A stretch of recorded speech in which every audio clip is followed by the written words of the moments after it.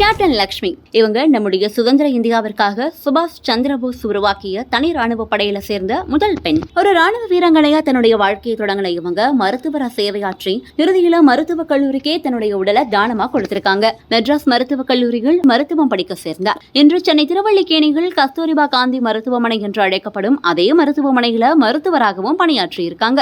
1940களில் சிங்கப்பூருக்கு போன அவங்க அங்க நேதாஜி சுபாஷ் சந்திரபோஸை நேர்ல சந்திச்சு அவரோட இந்திய தேசிய ராணுவத்திலையும் சேர்ந்திருக்காங்க.